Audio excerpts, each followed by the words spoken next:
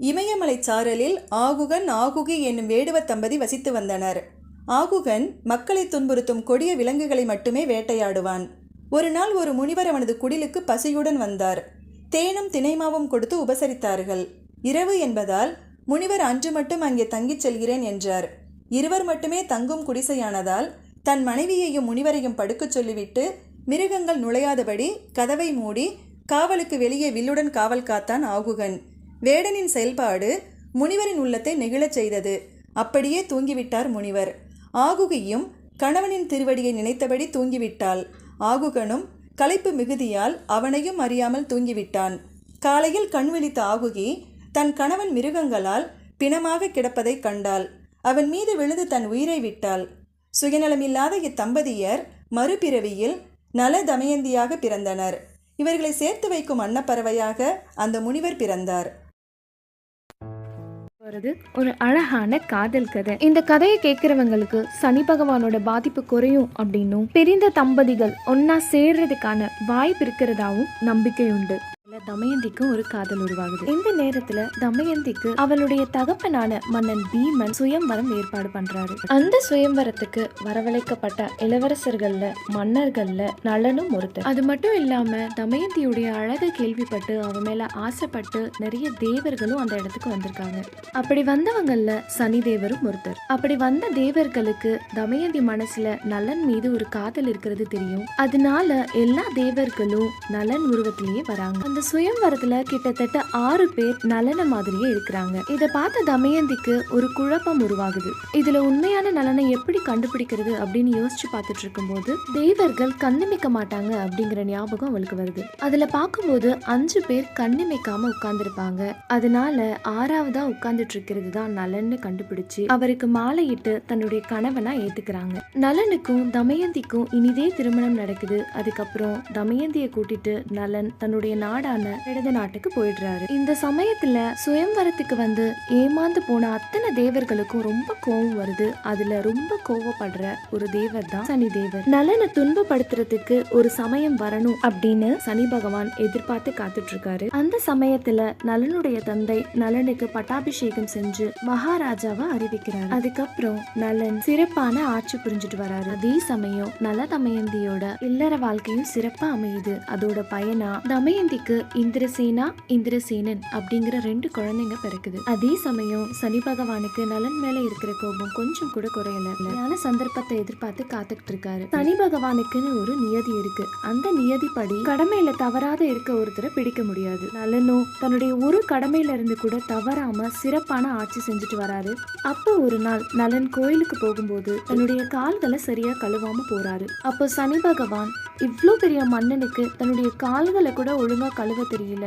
அப்படி இருக்கும்போது தன்னுடைய நாட்டு மக்களை எப்படி நீதி நெறி வழுவாம ஆட்சி செய்ய முடியும் அப்படின்னு சொல்லி கழுவாத கால் வழியா நலனை பிடிச்சுக்கிறாரு. இப்போ நலனுக்கு சனி திசை ஆரம்பமாகுது. சனி பிடித்த நலன் தன்னுடைய அமைச்சரான புட்கரன் கிட்ட சூதாடி தன்னுடைய நாட்டையும் ஆட்சியையும் இழக்கிறான். இதுக்கப்புறம் நல தமயந்தி தன்னுடைய அமைச்சரான யார் கண்ணிலையும் படாம தன்னுடைய அடையாளத்தை தொலைச்சிட்டு வாழணும். அப்போ தமயந்தி தன்னுடைய 2 குழந்தைங்களையும் அவங்களோட அம்மா கிட்ட கொடுத்துட்டு சூதாடி தன்னுடைய நாட்டையும் ஆட்சியையும் இழக்கிறான். நலன் இந்த நாட்டை விட்டு யார் கண்ணிலையும் படாம தன்னுடைய அடையாளத்தை தொலைச்சிட்டு வாழணும். அப்போ தமயந்தி தன்னுடைய 2 குழந்தைங்களையும் அவங்களோட அம்மா கிட்ட கொடுத்துட்டு தானும் நலனை பின்தொடர்றாங்க. காட்டுக்கு போன அவங்க 2 பேருக்கும் சரியான சாப்பாடு கிடைக்கல. கிட்டத்தட்ட தமயந்தி 3 நாள் சாப்பிடாம இருக்கிறாங்க. இதை பார்த்து தாங்கிக்க முடியாத நலன் தமயந்திய நீ உன் அம்மா வீட்டுக்கு போ, அங்க போய் நீ பாதுகாப்பா இரு அப்படின்னு சொல்றாரு.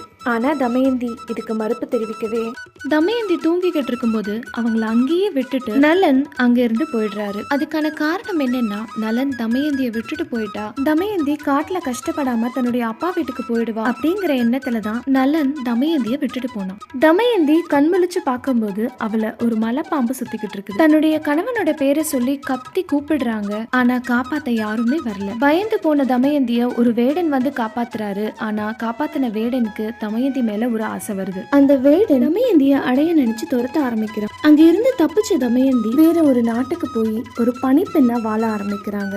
அந்த நாட்டுக்கு ஒரு நாள் விருந்துக்கு தமயந்தியோட பெற்றோர் வராங்க. அந்த இடத்துல தன்னுடைய மகள் ஒரு பணிப்பெண்ணா கஷ்டப்படுறத பார்த்து அவளை வலுக்கட்டாயப்படுத்தி தன்னோட நாட்டுக்கு கூட்டிட்டு போறாங்க. இப்போ தமயந்தி நலன் நினைச்சபடியே தன்னுடைய அப்பா வீட்டுல குழந்தைங்களோட பாதுகாப்பா இருக்கா. ஆனா தமயந்திய பிரிஞ்சு போனதுக்கு அப்புறம் நலன் தன்னுடைய வாழ்க்கையில நிறைய பிரச்சனைகளை சந்திக்கிறாரு. நலன் அடர்ந்த காட்டுக்குள்ள போயிட்டு இருக்கும் போது என்னை காப்பாத்துங்க அப்படின்னு ஒரு குரல் வருது. அந்த குரல் வந்த திசையை நோக்கி அவன் போகும்போது அங்க நிறைய மரங்கள் தீப்பற்றி எரிஞ்சுக்கிட்டு இருக்கு. அந்த தீக்கு நடுவுல ஒரு பாம்பு ஒண்ணு சிக்கிக்கிட்டு இருக்கு. அந்த பாம்பு பேரு தான் கார்கோடகன். நலன் அந்த பாம்பை காப்பாத்துறான். அந்த பாம்பு நலனுக்கு உதவுறதுக்காக உருவம் மாறும் விதமா நலனை கொத்துது. இதனால நலன் ஒரு கூன் விழுந்த கிழவரோட உருவத்தை அடையிறான். மேலும் அந்த பாம்பு, நீ எப்ப உன்னுடைய உருவத்தை அடையணும்னு நினைக்கிறியோ அப்ப இந்த உடைய போட்டுக்கோ அப்படின்னு சொல்லி ஒரு உடையையும் நலனுக்கு கொடுக்குது.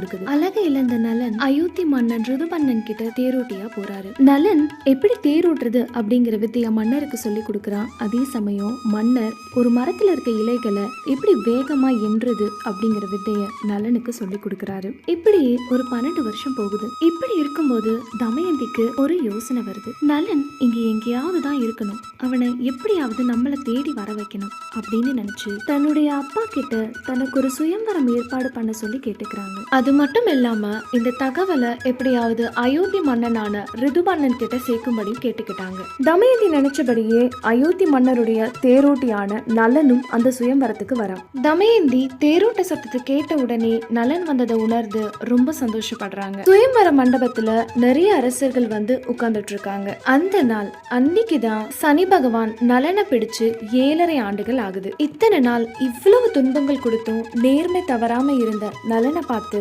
மனமிறங்கின சனி பகவான் நலனை விட்டு விலகி போயிடுறாரு. தேரோட்டியா வந்த நலன் கார்கோடகன் கொடுத்த உடைய போட்டுக்கிட்டு தன்னுடைய அழகான உருவத்தை அடையிறாரு. நலனை பார்த்த தமயந்தி அவருக்கு மாலை சூட்டவே திரும்பவும் 2 பேரும் ஒன்னா சேர்ந்துடுறாங்க.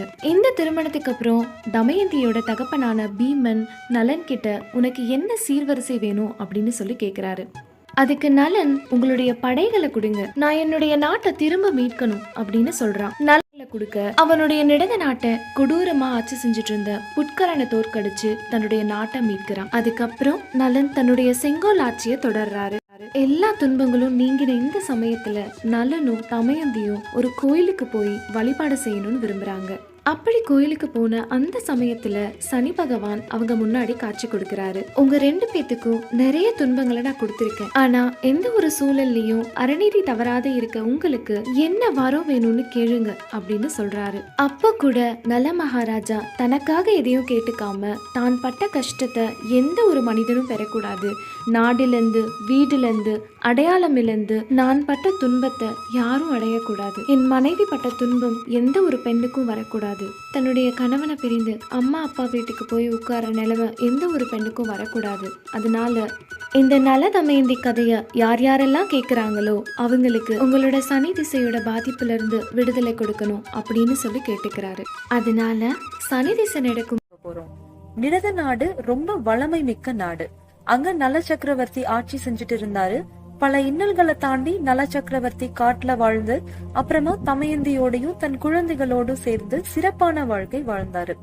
நல தமயந்தியோட காதல் அழகையும் அவங்க அடைந்த துயரையும் பத்தி ஏற்கனவே ஒரு காணொளி பதிவேற்றவர்கள் தான் இந்திரசேனன், இந்திரசேனை. இந்திரசேனை தான் நலாயினி இந்த காணொளியோட கேட்டாங்க. ஒரு மரத்தடியில ரிஷிகள் கூடியிருந்த இடத்துல நலாயினி பத்தின பேச்சு இருந்தது. அங்கதான் மௌத்கல்யர் ரிஷி மட்டும் நலாயினிய சோதிச்சு பார்க்க முடிவு பண்ணாரு. அதுதான் நலாயினியோட வாழ்க்கைக்கு வந்த சோதனைனே சொல்லலாம். அந்த நேரத்துலதான் நலாயினிக்கு சுயம்வர ஏற்பாடு நடந்தது. அந்த சந்தர்ப்பத்தை பயன்படுத்தி மௌத்கல்யர் ரிஷி நலாயினிய பெண் கேட்ட குணம் பற்றி விசாரிச்சு தன்னோட மகாலான நலாயினிக்கு திருமணம் செஞ்சு வச்சாரு. ரிஷி தன்னோட சோதனை வேலைய ஆரம்பிச்சாரு. அரண்மனை வாழ்வு முற்றிலுமா துறந்து என்னோட காட்டுக்கு வான்னு கூப்பிட்டாரு. நலாயினி ரிஷிய மனதளவுல ரொம்பவே நேசிச்சதுனால கொஞ்சம் கூட யோசிக்காம ரிஷியோட காட்டுக்கு போனாங்க. தன்னோட தவ வலிமையால ரிஷி உடல் முழுவதும் குஷ்ட ரோக தோற்றத்தை ஏற்படுத்திக்கிட்டாரு. இது மட்டுமா, தன்னால நடக்க முடியலன்னு சொல்லி எங்க போனாலும் கூடையில சுமந்துட்டு போக சொன்னாரு. ஒரு அரச குல பெண் கூடையில ரிஷிய உட்கார வச்சு எங்க போனாலும் கூட்டிட்டு போவாங்க. அப்படியும் ரிஷியோட சந்தேகம் முற்று பெறாம இன்னும் சோதிச்சு பார்க்க தாகமா இருக்கு, தண்ணீர் வேணும்னு சொல்லி கீழே இறக்கி விட சொல்லுவாரு. சரின்னு நலாயினியும் கீழே இறக்கி தண்ணீர் கொடுத்து திரும்பவும் தலையில தூக்கி வச்சுட்டு நடப்பாங்க. கொஞ்ச நேரத்திலேயே குளிரா இருக்கு, கம்பளி பொருத்தி விடுன்னு சொல்லுவாரு. அதையும் செய்வாங்க. ரிஷி என்ன சொன்னாலும் எந்த சமயத்திலயும் முகம் சுளிக்காம தன் கணவனுக்காக செய்ய வேண்டிய பணிவடைய தவறாம செஞ்சாங்க நலாயினி. இதோடையாவது ரிஷி தன்னோட சோதனையை விட்டுருக்கலாம். ஆனா ஒரு அழகான தாசிய பார்க்கவும் அவ வீட்டுக்கு போகணும்னு சொல்றாரு தன்னோட மனைவியான நலாயினி கிட்ட. கொஞ்சம் யோசிச்சு பாருங்க, இப்படி ஒரு வார்த்தையை கேட்டோனே நலாயினியோட மனநிலைமை எப்படி இருந்திருக்கும்ல. ஆனா தன் கணவனுக்காக எதையும் செய்ய தயாரா இருந்த நலாயினி அதுக்கும் ஏற்பாடு பண்ணாங்க. ரிஷி நலாயினிய சோதிக்கதான் நினைச்சாரே தவிர துரோகம் செய்ய நினைக்கல.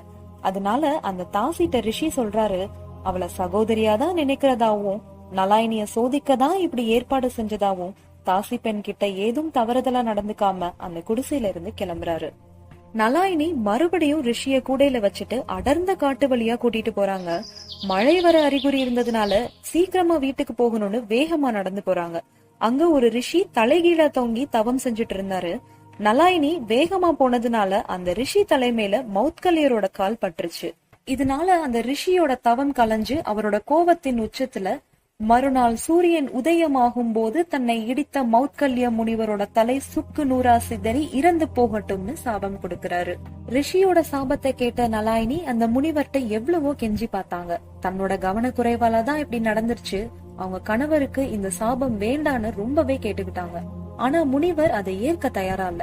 நலாயினிக்கு என்ன செய்யணும் தெரியாம சூரியனை பார்த்து, கணவனை தவிர வேற யாரையும் மனதளவிலும் நினைக்காத நான் பத்தினின்றது உண்மைனா நாளைக்கு சூரியன் உதிக்காமலேயே போகட்டும்னு வானத்தை நோக்கி முழங்கி தன்னோட கணவனை கூட்டிட்டு வீட்டுக்கு போறாங்க.